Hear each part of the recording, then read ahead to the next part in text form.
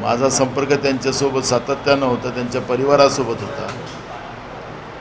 मला रिपोर्ट जीच येत होती की आता त्या याच्यातून ते बाहेर आलेले आहेत. आता व्हेंटिलेटरही बाहेर काढलं जाते आहे. 2-2 तास 3-3 तास विदाऊट व्हेंटिलेटर ते स्थिर राहू शकतात असा रिपोर्ट परवापर्यंत येत होता. काल काळाने त्यांना आमच्यापासून हिरावून घेतलेला आहे. त्यामुळे एक दुःखद ही घटना आमच्यासाठी आहे आणि त्याच्यामुळे त्यासाठी शब्द नाही, पण काँग्रेस पक्षासाठी एक मोठं नुकसान या ठिकाणी झाले.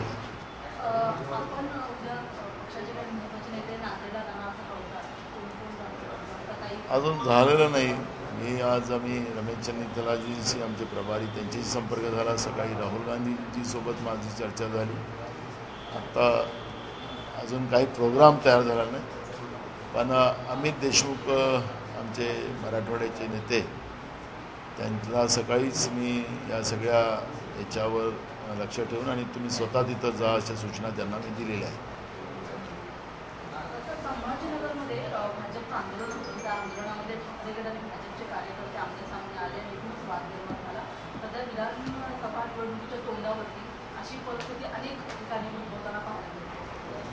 महाराष्ट्रातली परिस्थिती फार चांगली आहे असं नाही. मी काल पण नवी मुंबईमध्ये बोलत होतो.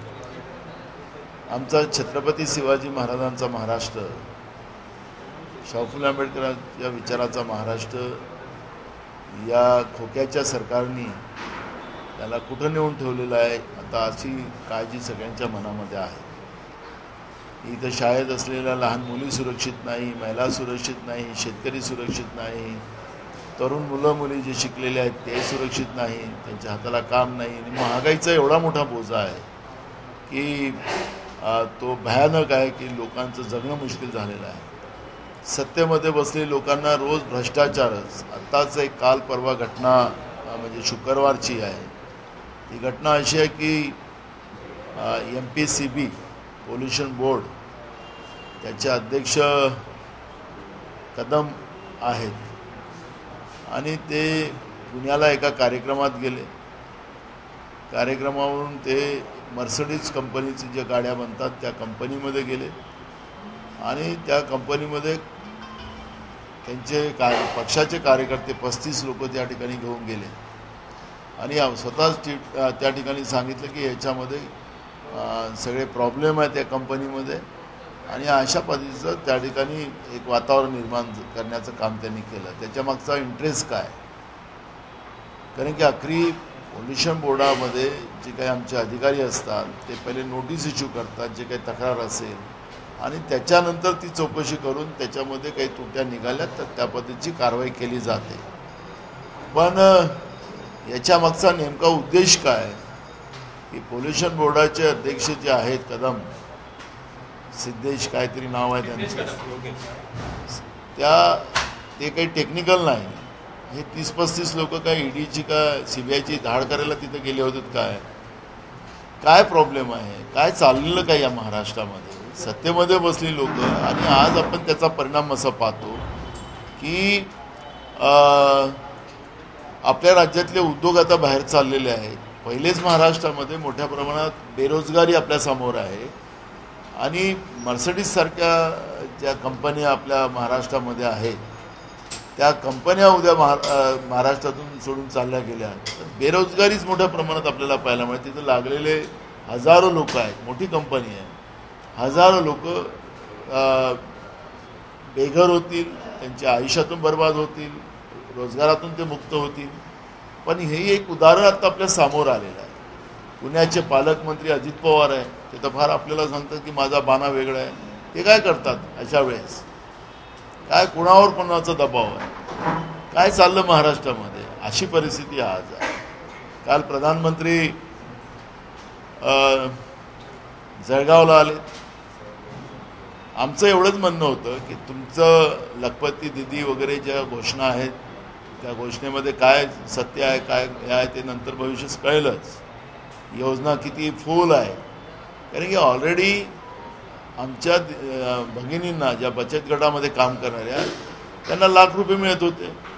आता 5 लाख रुपयाचं कर्ज केलं, लाख रुपयाचं मिळायचं, आता 5 लाखाचं कर्ज केलं, त्याच्यात अटी टाकल्या. त्या बचत गटातल्या भगिनीतलं कोणी घरातलं नोकरीला असेल तर त्यांना तोचा लाभ मिळणार नाही.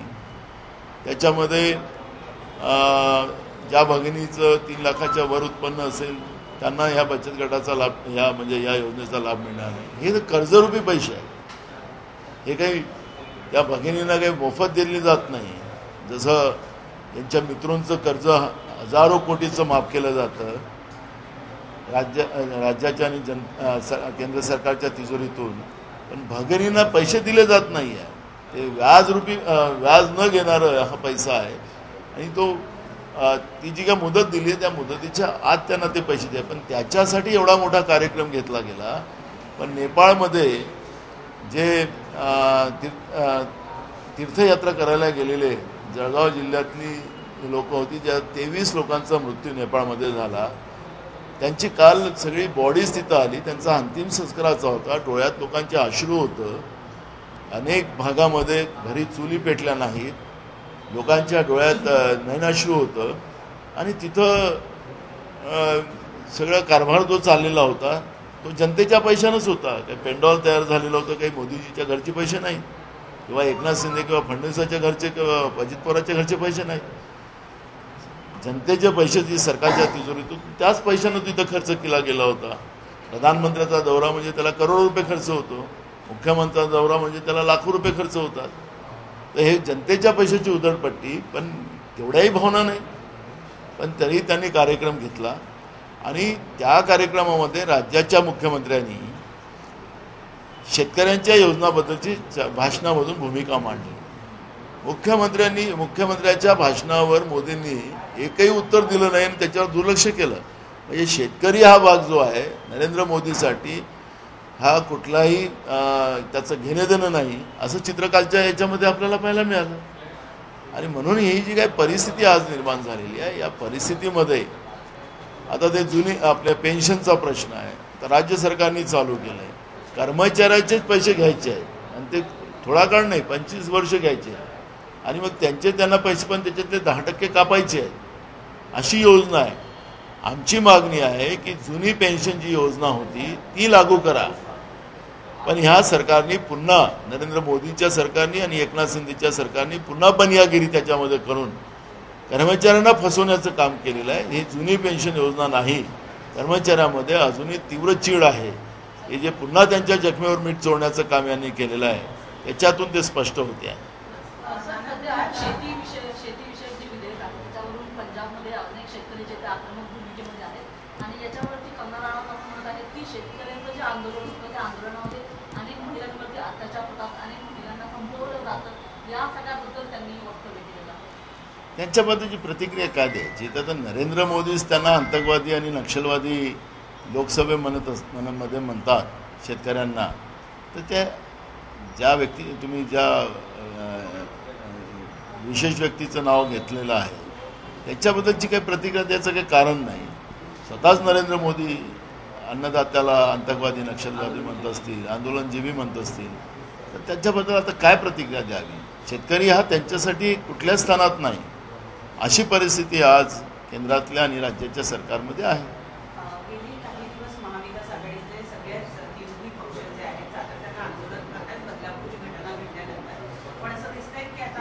या घटनांच्या पार्श्वभूमीवर मनसे असेल किंवा भाजप असेल यांनी महाविकास आघाडीचे जे नेते आहेत त्यांच्या महिलांबद्दलची जी काही मतं आहेत किंवा महिलांच्या अत्याचाराची जी काही प्रकरण आहेत ती बाहेर काढायला सुरुवात केलेली आहे. आज संदीप देशपांडे यांनी जितेंद्र आव्हाड यांची एक ऑडिओ क्लिप व्हायरल केली. तर दुसरीकडे नितेश राणे यांनी सुद्धा आदित्य ठाकरेंची पुन्हा काही दिशा सालियन प्रकार जे आहे ते वर काढायला सुरुवात केली. बघा, एकनाथ शिंदे मुख्यमंत्री राज्याचे आणि उपमुख्यमंत्री आणि देवेंद्र फडणवीस यांनी विरोधकांनी जे काही महिलांना आणि मुलींना जे संरक्षण मिळावं त्यासाठी आंदोलन केलं, त्याला हे लोक राजकारण म्हणतात. त्यांच्या दोघांचं स्टेटमेंट तसं झालं की विरोधक हे राजकारण करतात. बदलापूरच्या घटनेमध्ये जो जन आक्रोश झाला त्याच्यामध्ये एक राजकीय माणूस मला त्याच्यामध्ये दाखवा, रेल्वेच्या पटरीवर दाखवा तुम्ही 300 लोकांवर गुन्हे दाखल केले, त्याच्यातला कुठला राजकीय माणूस दाखवा. पण त्यांना याला राजकारण म्हणून ते प्रकरण दाबायचं आहे असं चित्र आपल्याला पाहायला मिळतं. ज्या वामन म्हात्रेवर गुन्हा दाखल झाला, त्या वामन मित्राचा गुन्हा दाखल झाला, त्या महिला पत्रकारांच्या बद्दलचे त्यांनी अपशब्द वापरले, ते मी तुमच्या चॅनलवर बोलू शकत नाही.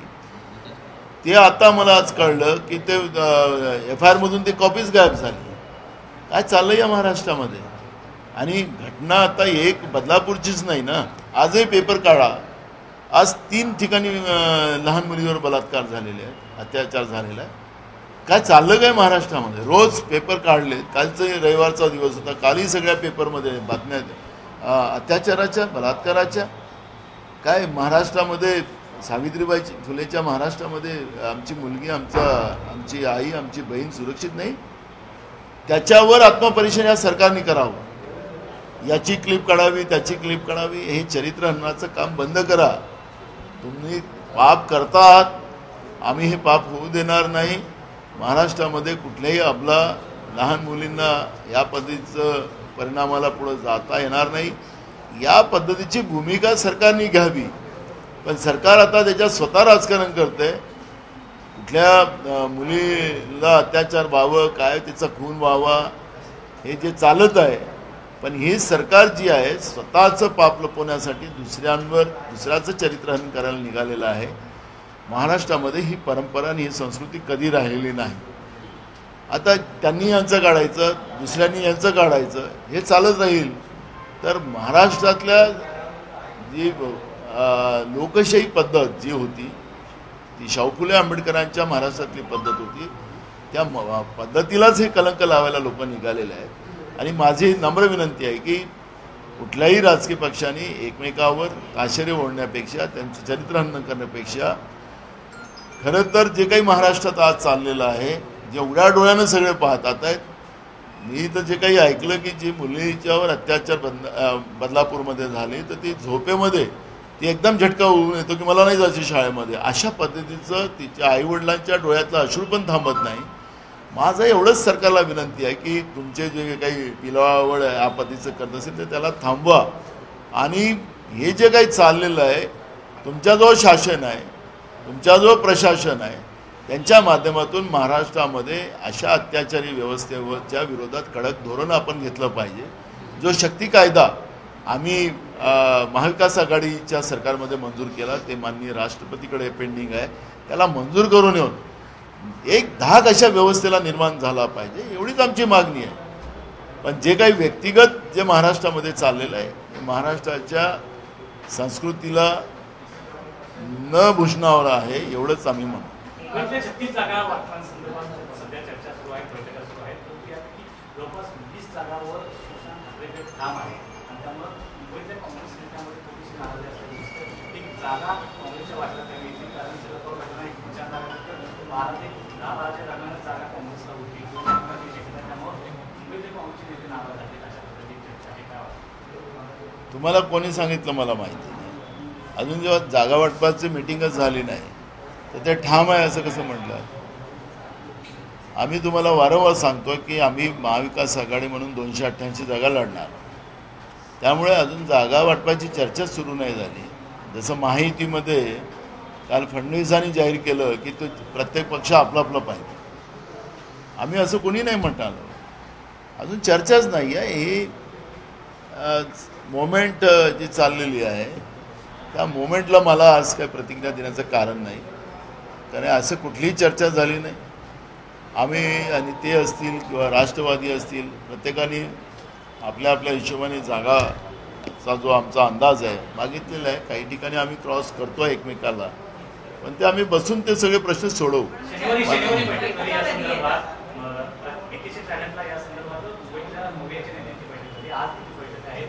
आज नाही आहे, उद्या आहे.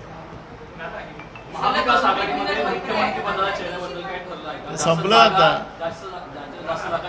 तो विषय संपला आहे. आमच्यासाठी मुख्यमंत्री पद हे गौण आहे. महाराष्ट्राची जी प्रतिमा मलिन करण्याचं काम शाहू फुले आंबेडकर विचाराला संपवणारी जी भाजपची पिलावळ महाराष्ट्रामध्ये सत्तेत आहे आणि गुजरातला गहाण ठेवणं महाराष्ट्राला ही जी प्रथा चाललेली आहे, महाराष्ट्राला वाचवणं हा महाविकास आघाडीचा धर्म आहे. आणि म्हणून महाविकास आघाडीसाठी मुख्यमंत्री हा जो पदाचा विषय आहे हा आमच्यासाठी आत्ता हा विषय नाही. महाविकास आघाडी म्हणूनच आम्ही जनतेसमोर जाणार. मुख्यमंत्री पदाचा चेहरा हा पहिला ठरवावा असं ठाकरेंचं म्हणणं आहे. त्याबद्दल काँग्रेस तुम्हाला सांगितलंय का त्यांनी? भूमिका जाहीर केली होती मेळाव्यामध्ये. ते मेळाव्यात आम्ही सांगितलं त्यांना, त्याच्यानंतर विषय संपला. आता काही तुमच्या कानात सांगितलं असेल तर सांगा. नाना, मुंबईचा एक विषय आहे. मुंबई महानगरपालिकेच्या 2,000 कोटींच्या पेक्षा जास्त ठेवी या गेल्या काही कालावधीमध्ये काढण्यात आल्याची माहिती मिळते आहे आणि त्यामुळे मुंबईचा जो आर्थिक डोलार आहे कुठेतरी कोसळेल अशी भीती आता उभारताना व्यक्त केली आहे. बघा, महाराष्ट्रामध्ये मुंबई महानगरपालिकाच नाही तर मग जिल्हा परिषदा, नगरपालिका आणि महाराष्ट्रातल्या अनेक महानगरपालिका, प्रशासक आणि सरकार अशा पद्धतीची एक व्यवस्था सुरू झालेली आहे. गेल्या 3 वर्षापासून या निवडणुका झाल्या नाही. फडणवीसांनी सांगितलं की मला सत्ता द्या, मी 24 तासात ओबीसीचा इश्यू क्लोज करून तुम्हाला न्याय देतो. आता त्यांनाही 2.5 वर्ष झाले, तर निवडणुका ते ओबीसीचा आरक्षणाचा इश्यू क्लिअर नाही झाला आणि निवडणुकाही झाल्या नाही. सांगायचं तात्पर्य असं आहे की हे मुद्दामून सरकार करते आहे. लोकप्रतिनिधी व्यवस्था स्थानिक स्वराज्य संस्थेमध्ये निर्माण होऊ नये याची काळजी जाणून बुजून BJP आणि त्यांच्यासोबत असलेले पक्ष हे करताना आपण पाहतो आहे. या माध्यमातून जनतेच्या कामाचा जो पैसा आहे तो लुटता कसा येईल त्याच्यावरची व्यवस्था केली. मुंबई महानगरपालिकेमध्ये ज्या ठेवी होत्या हजारो कोटीच्या, तुम्ही 2,000 कोटी सांगता, त्याच्यापेक्षा जास्त पैसे आतापर्यंत त्या ठेवीतून काढण्यात आले. कमिशनर आणि सरकार या मिळून सगळं विल्हेवाट लावायचं काम चाललेलं प्रत्येक आहे. मग मुंबई असेल, पुणे असेल, पिंपरी चिंचवड असेल, ठाणे असेल, नवी मुंबई असेल, मी अनेक महानगरपालिकेचं मला नाव घेता येईल. सगळ्या याच्यामध्ये यांना दम असेल या सरकारमध्ये एक श्वेतपत्रिका जाहीर करावी महानगरपालिकेबाबतच. तर म्हणजे खरं चित्र समोर येईल की यांनी कसा जनतेचा पैसा लुटला आणि गड्डामुक्त मुंबई, गड्डामुक्त नवी मुंबई, गड्डामुक्त ठाणे, गड्डामुक्त काय काय याच्या घोषणा खूप असतात. नरेंद्र मोदी जसं घोषणा करतात तशासारखं तर हेही घोषणा करायला लागले. आणि घोषणा गड्डामुक्त नाही, गड्डायुक्त महाराष्ट्र यांनी लोकांनी निर्माण करून ठेवलेला आहे. हे घोषणाबाज आणि जनतेच्या पैशाची उधळपट्टी करून स्वतःची जाहिरात बाजी हजारो कोटी रुपये खर्च करून करतात आहे. आणि त्याच्यातच हे समजतात, त्याच्यातच हे धन्यता समजतात की आमची लोकप्रियता फार आहे. तर ठीक आहे, त्यांचा गुडफिल राहिला पाहिजे. प्रमोद महाजनजी पण गुडफिलमध्येच राहिले होते आणि कसं अटल बिहारी वाजपेयी साहेबांचं सरकार गेलं हे आपल्याला सगळ्यांना माहीत आहे. यांनी पण गुडफिलमध्येच राहावं. पण यांना आता सत्तेच्या बाहेर लोक हाकलतील अशी परिस्थिती आज महाराष्ट्रामध्ये आहे. बदलापूर प्रकरणामध्ये अहवाल जो आहे त्या अहवालावरती निर्णय आता लवकरच केसरकर जाहीर करणार आहेत. त्यांनी हे म्हटलेलं आहे की लोकांचा जो उद्रेक झाला तो वेळेत कारवाई न झाल्यामुळे आपण झाल्याचं त्यांनी मान्य केलं. मला एक गोष्ट आता या केसरकरच्या आणि यांच्या हातात नाही आहे. माननीय सुप्रीम कोर्टाने सुमोटो हे प्रकरण आपल्याकडे घेतलेलं आहे. मंगळवारी या प्रकरणाची माननीय सुप्रीम हायकोर्टामध्ये याच्यावरचं हेअरिंग आहे. बाल हक्क आयोगसुद्धा त्याच्यामध्ये आलेला आहे. त्यामुळे यांच्या हातून सगळं गेलेलं आहे आता. त्यामुळे हे जे पोपटपंची जे करणारं सरकार महाराष्ट्रात आहे, आता ते यांनी काय करायचं ते कोर्टात सांगायचं आहे. त्यामुळे आता यांच्या हातून संपलेलं आहे. जेव्हा मंगळवारी याच्यावरची हेअरिंग माननीय हायकोर्टात होईल डबल बेंचकडे, त्या दिवशी खरं हे चित्र आपल्या सगळ्यांच्या समोर येणार. कर्नाटकमध्ये ऑपरेशन लोटसचा प्रयत्न होतोय. एका आमदाराने असा की 100 कोटीने खरेदी करण्यात येतोय. एकूण 50 आमदारांची गरज तिथे आहे भाजपला. भ्रष्टाचाराने पैसे कमवलेले भाजप आणि जनतेच्या पैशाची लूट करणारं भाजप हे सत्तेच्या बाहेर जास्त काळ राहू शकत नाही. त्या भ्रष्टाचाराच्या पैशाने आमदार खासदार विकत घेणं हे आता ओपनली या लोकांची मानसिकता आहे. हे आता सगळ्यांना कळलेलं आहे. चिवडा पार्टी असलेली भाजप आज भ्रष्टाचाराने पैसे किती कमवलेले हे आता त्याच्यावरून दिसत आहे. आणि 100 कोटी एका आमदाराची किंमत लावतात आहे. महाराष्ट्रात 50 कोटी काहीतरी होता असं काहीतरी रेट सांगतात आहे. ते आम्ही तुमच्या मीडियामध्ये ऐकत होतो. मला माहिती नाही नेमकं काय आहे त्यांचं. पण जे काही आता कर्नाटकच्या आमदारांनी यांचं गोपीत फोडलं तर त्या पद्धतीची चर्चा आता ऐकतो आम्ही. पण भाजपजवळ भ्रष्टाचाराचा मोठ्या प्रमाणात पैसा झालेला आहे आणि त्याच्या माध्यमातून लोकशाही विकत घेण्याचा आणि लोकशाही विकत आमदार खासदाराला विकत घेणं म्हणजेच लोकशाही विकत घेण्याची परंपरा भारतामध्ये भाजपने जी सुरू केलेली आहे त्याचं चित्र आहे. हाँ चलो हिंदी. राष्ट्रीय अध्यक्ष ने भी श्रद्धांजलि भेजी, क्या है? देखो, हमारे सांसद बसंतराव चौहान जी, उनका आज ही सुबह उनका दुखद निधन हुआ. एक बड़ी आशा उनके माध्यम से हमारे नांदेड़ जिले में लोगों के बीचों में एक उम्मीद जगी थी और हमें पता था कि जो नांदेड़ का जो विकास आज तक रुका है उस विकास को एक रास्ता मिलेगा और हमारे नांदेड़ जिले का बसंतराव चौहान जी के नेतृत्व में विकास होगा. पर कल की जो घटना हुई उनमें उनका दुखद निधन हुआ है वो कांग्रेस के लिए और नांदेड़ जिले के लिए बहुत बड़ी हानि हुई है. यही कहूँगा. पुणे के मर्सिडीज प्लांट में एमपीसीबी चेयरमैन ने विजिट किया था, उस पर आरोप लगाया कि वो लोग प्रोसीजर फॉलो नहीं कर रहे हैं. किसे देखते हैं?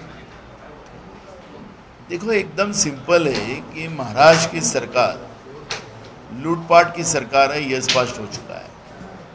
महाराष्ट्र की सरकार के लूटपाट का एक प्रकरण अभी सामने आया है. लास्ट शुक्रवार था. शुक्रवार के दिन एमपीसीबी के अध्यक्ष कदम ये वहाँ गए थे और वहाँ पे उनका एक प्रोग्राम था. प्रोग्राम के बाद शिवसेना के 30-35 कार्यकर्ता लेके मर्सिडीज कंपनी में गए. एक्चुअली वो टेक्निकल नहीं है. जो भी कंप्लेंट होगी उस कंप्लेंट के आधार पर जो हमारे पोल्यूशन बोर्ड के जो अधिकारी होते हैं उनका नोटिस जाता है. फिर उसकी क्यूरी जो भी हो वो क्लियर करना पड़ता है और वो एक प्रोसीजर है. लेकिन एमपीसीबी के अध्यक्ष कदम जी वहाँ पे पहुँचे और पहुँचने के बाद उस कंपनी के लोगों को धमकाया गया है, ये मालूमात हमें मिली. और धमकाने के पीछे का मीनिंग क्या था, जब एमपीसीबी ने जो ट्वीट किया है वो ट्वीट भी स्पष्ट दिखाता है कि हमारे अध्यक्ष जी वहाँ गए थे. तो अब अध्यक्ष जी जाने के बाद वहाँ की जो भी पोल्यूशन के मामले में जो भी गलतियाँ हो, अब ये टेक्निकल नहीं को समझेगा कैसा. लेकिन इस तरह का जाने का कारण क्या, पहले ही महाराष्ट्र से एक उद्योग जा रहे हैं. हमने लास्ट टाइम भी विधानसभा में भी इस बारे में चर्चा की थी. सरकार बोले कि नहीं हम नए उद्योग ला रहे हैं. तो क्या राज्य में जो पुराने उद्योग लगे हैं जहाँ पे हजारों लोग काम में लगे हैं तो उनको उनके जीवन को बर्बाद करना सरकार का दायित्व बनता है क्या? महाराष्ट्र से उद्योग खत्म कर महाराष्ट्र के जो तिजोरी में जो रिसिप्ट आती है, जो आर्थिक स्रोत होता है, वो बंद करना चाहती है सरकार. सरकार खुद के फायदे के लिए, सरकार के नुमाइंदे जो लोग हैं वो खुद के फायदे के लिए इस तरह का टेरर बनाकर महाराष्ट्र के उद्योग भगाने की कोशिश कर रहे हैं. अगर जो इनके चक्कर में नहीं फंसता, अब चक्कर कौन सा है आपको सबको पता है, तो ये टोल वसूली का जो काम ये सरकार कर रही है उसका ही परिणाम है कि मर्सिडीज कंपनी को ब्लैकमेल करने का काम किया गया है. सरकार ने तुरंत जांच करना चाहिए ये सब चीज़ों को, ये क्योंकि मर्सिडीज कंपनी की ये दुनिया की कंपनी है और इस तरह की कंपनी को अगर ब्लैकमेल करने का काम ये सरकार करती है, जो आज एक व्यक्ति के ट्वीट के माध्यम से पूरे दुनिया को उसका मैसेज गया है, तो मुझे लगता है कि सरकार ने जांच करना चाहिए, जिसके हाथ से गलती हुई है उसके ऊपर उसको पनिश करना चाहिए। अगर सरकार नहीं करती तो इसका मतलब है कि सरकार का भी इन्वॉल्व उसमें है। कल संजय राउत का बयान आया कि मुंबई की सीट हमने 99% सीट क्लियर कर ली है, सीटों की बात हो रही है, महाविकास आघाड़ी की मीटिंग के बाद क्या कहना चाहिए? उन्होंने बराबर आखिरी की लाइन जो बोली वही बात बराबर है कि महाविकास आघाड़ी की जब मीटिंग होगी उसमें जब चर्चा होगी तो उस चर्चा में ही वो फाइनल होगा। सबने अपने अपने ढंग से जगह मांगी है, लेकिन वो डिस्कशन में क्लियर होगा। तो अभी कल मीटिंग है, कल होती कि नहीं, क्योंकि हमारे सांसद वसंतराव चौहान जी उनका दुखद निधन हुआ है, तो कल मीटिंग होती कि नहीं होती अभी डिसाइड नहीं है। तो उसके बाद जब चर्चा होगी तब उसमें क्लियर होगा। लॉ एंड ऑर्डर की बात हो रही है, महाराष्ट्र कल गुना में जिस तरह से कोयता गैंग ने एक पुलिस वाले पे हमला किया, क्या कहना चाहिए? हम सरकार को बार बार यही कह रहे हैं, माहिम में पुलिस वालों के यहाँ डकैती हो रही है, पुणे में पुलिस वाले के ऊपर, वो भी पुलिस वाला अपना ये नहीं था, सिपाही नहीं था, सब इंस्पेक्टर रैंक का था, उसके ऊपर कोयता गैंग ने हमला करना। तो महाराष्ट्र के पुलिस का डर अब ये गुंडाइज्म से ख़त्म हो चुका है, और उसका रीज़न ही ये सरकार है। सरकार ने जिस तरह से महाराष्ट्र की पुलिस को कमज़ोर बना के रखा है, उसी का परिणाम है कि गुंडाइज्म करने वाले लोग, कोयता गैंग वाले लोग पुलिस पे डायरेक्ट हमला कर रही है। तो इसका मतलब सरकार ने समझना चाहिए कि इनके पास अब कानून व्यवस्था भी नहीं बची है। महाराष्ट्र में आम लोगों का भी जीना दूभर हो चुका है, और इसलिए बार बार हम कहते हैं, लेकिन ये बेशरम सरकार है, ये सरकार सत्ता और सत्ता से लूट, यही ये सरकार का हमेशा काम रहा है। और इसलिए जनता का क्या होने दो, और हमको सत्ता का मजा लेना है, यही सरकार की भूमिका है। एक मिनट हो दे। हाँ, कल लखपति बहन इस तरह से प्रधानमंत्री ने प्रोग्राम रखा था, वहाँ पे कहा कि प्रधानमंत्री ने कि जो महिलाओं के खिलाफ क्राइम हो रहा है उसको लेके हमने कड़ा कानून बनाया है, मौत की सजा दी गई है, उम्र कैद की सजा की बात हो रही है, क्या कहना चाहिए? प्रधानमंत्री झूठ बोलते हैं। अब झूठ पे कितना बार झूठ बोलेंगे हमें पता नहीं। महाराष्ट्र ने जो शक्ति कानून पारित किया है वो माननीय राष्ट्रपति महोदय जी के पास पेंडिंग है। तो वो अगर कानून पारित करके दिया तो ये इस तरह की जो इंसानियत को कलंक लगाने वाली जो घटनाएं महाराष्ट्र में एक नहीं कई घटना हुई है, उससे महाराष्ट्र की महिलाएं सुरक्षित होगी, बच्चियां सुरक्षित होगी। और शक्ति कानून तो वहाँ पेंडिंग है। जो व्यवस्था आज महाराष्ट्र में बनी हुई है सरकार के माध्यम से, तो पुलिस भी उसमें हतबल पड़ी हुई है। तो प्रधानमंत्री घोषणा करने में एक्सपर्ट ही है, उनको घोषणा से कुछ होता नहीं। लेकिन हमारे मुख्यमंत्री ने जब किसान की बात निकाली तो प्रधानमंत्री उसमें एक शब्द ही बोलने को तैयार नहीं। उनके एक भी सवाल का जवाब उन्होंने दिया नहीं कि भाई हम किसान के मामले में ये करेंगे वो करेंगे, उसके बारे में बात भी नहीं की। तो मुख्यमंत्री की क्या अवस्था है महाराष्ट्र की, ये मुख्यमंत्री ने भी समझना चाहिए। और प्रधानमंत्री के लिए तो किसान तो कोई है ही नहीं, कोई भी स्थान पे नहीं है, दुय्यम स्थान पे भी नहीं है, कोई भी स्थान पे नहीं है।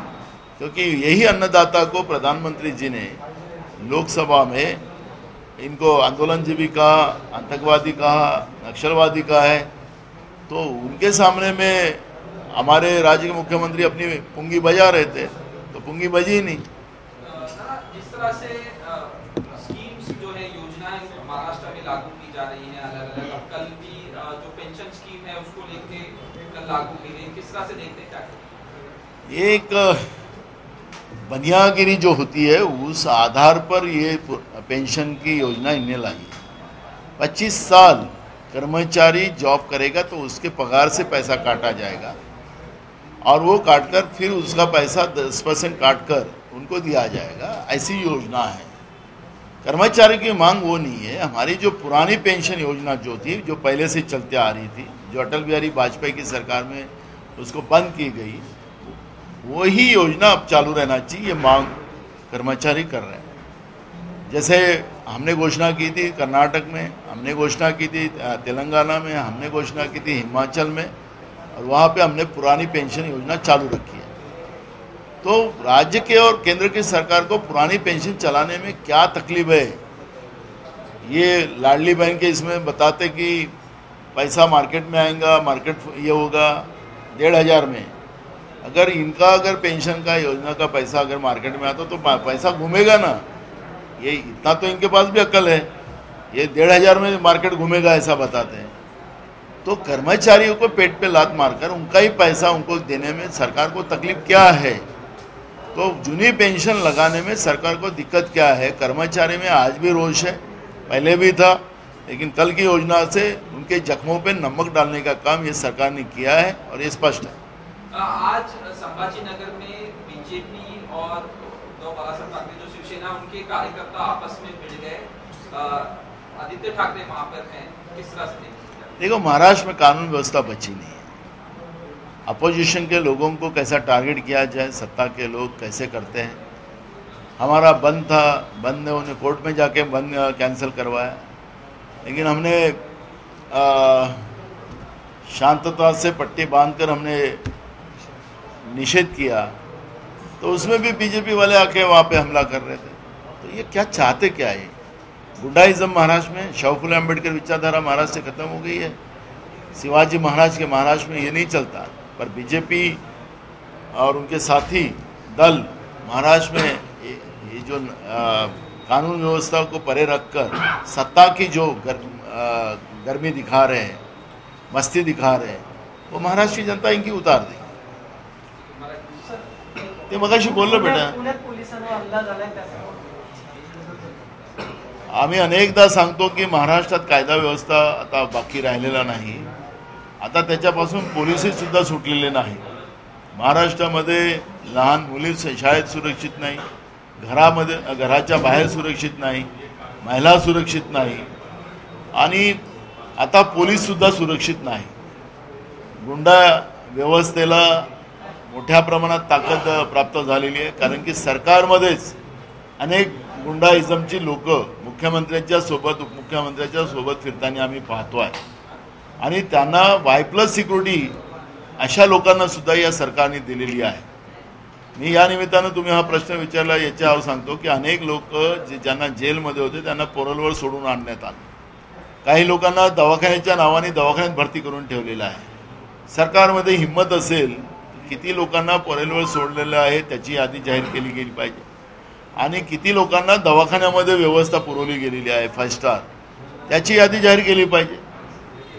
या जी भीती असली पाहिजे या बदमाश व्यवस्थेला, ती व्यवस्थाला कुठली भीती राहिली नाही, म्हणून पोलिसांवर सब इन्स्पेक्टर रँकच्या अधिकाऱ्यावर सुद्धा कोयता गँगनी हमला केला, हे आपण आज महाराष्ट्रामध्ये पाहतोय। थँक्यू। मुख्यमंत्री आज गए हैं गोवा, जो रोड है वो देखने के लिए, पूरा चेक खड्डे जिस तरह से महामार्गाची पाहणी करताय, गणपती जवळ आहे। मुझे लगता है कि मुख्यमंत्री ने और उनके मंत्री ने सरकार में विधानसभा में घोषणा किया था कि हम मार्च के पहले हम पूरा रास्ता क्लियर करेंगे, ऐसी विधानसभा में घोषणा की है। हम अभी अगस्त महीने में हैं, मार्च जाकर 6 महीना हुआ और अभी गणेश जी के इसलिए कोंकण में लोग जाते हैं बड़े पैमाने में, उनका महत्वपूर्ण त्यौहार है। तो अभी मुख्यमंत्री इवेंट के लिए जा रहे क्या? इतने दिन रास्ता क्यों नहीं हुआ? कौन कॉन्ट्रैक्टर है? इनके सरकार में रहने वाले मंत्री और उनके परिवार के लोग उसमें कॉन्ट्रैक्टर, लेकिन वो उसको हर बार उसके टेंडर और उसका पैसा बढ़ाने के लिए और जनता की तिजोरी लूटने का काम वहाँ पे किया। लोगों के लिए रास्ता नहीं बन रहा है, ये इनके कॉन्ट्रैक्टर जो इनके साथ जो लोग हैं उनके लिए ये रास्ता बन रहा है, जनता के लिए नहीं। और जो मुख्यमंत्री आज गए इवेंट करने के लिए तो ठीक है, लेकिन कोंकण की जनता इस बात को समझती है। मुख्यमंत्री आज इव्हेंट करायला गेलेत का हा प्रश्न या निमित्ताने निर्माण झाला। महाराष्ट्रातल्या विधानसभेच्या अधिवेशनाच्या काळात राज्याच्या सरकारने सांगितलं की मार्च महिन्यापर्यंत मुंबई गोवा रस्ता पूर्ण केला जाईल, असं आश्वासन नागपूरच्या अधिवेशनामध्ये डिसेंबरमध्ये दिलेला होता. मार्च गेला, आता आपण ऑगस्ट महिन्यात आलो, म्हणजे 6 महिने झालेत अजून तरी रस्ता झाला नाही. आणि म्हणून मला असं म्हणावं लागतं की मुख्यमंत्री इव्हेंट करायला तिथं गेलेत का? पण कोकणातले लोक आता विसरणार नाही, कारण की हे सगळं त्यांच्या ठेकेदारांसाठी हा रस्ता चालतो, जनतेसाठी नाही. त्यांना जास्त कसे पैसे मिळतील, काम नाही झालं तर पुढच्या वर्षी त्याचं रिन्युअल होतं, त्याला पुन्हा त्याचे CSR वाढतात, त्याला पुन्हा ठेकेदाराला पैसे मिळतात. ही व्यवस्था या लोकांनी निर्माण केलेली आहे. आणि म्हणून हा रस्ता कोकणातल्या जनतेसाठी नाही, त्या ठेकेदाराचा आर्थिक फायदा कसा होईल त्याच्यासाठी चाललेला आहे. आणि म्हणून या रस्त्याला उशीर झाला. मला त्याच्यावर प्रतिक्रिया नाही.